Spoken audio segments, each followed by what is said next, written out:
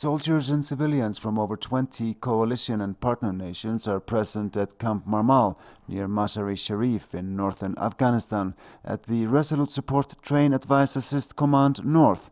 An interesting mix of different cultures, says the commander of TAC North.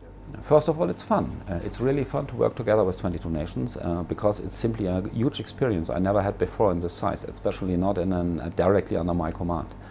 I did work several times in international deployment, but the size this time is completely different, which creates some challenges. Of course, there's a coordination issue we have, and at the end, as a commander, it's a quite new experience to have 22 defense ministers, 22 members, parliaments and presidents of parliaments, maybe 22 presidents, maybe even 22 shots, which are visiting on a regular basis, and then sometimes even a land component commander in addition shows up.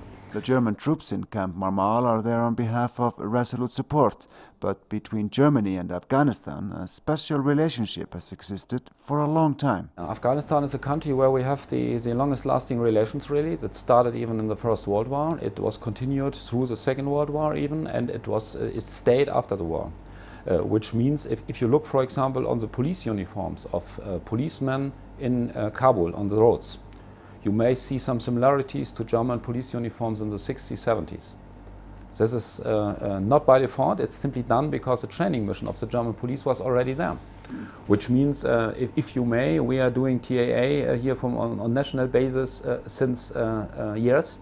And of course there was some breaks in this, especially in the Taliban time, but at the end we have some experiences with bad governments also in our history, and we should try to overcome this. And if we can help the Afghans to do so, we will. And the commitment of my government is quite clear. We will support the Afghans at least the next 10 years. This is already signed between our Chancellor and the President of Afghanistan.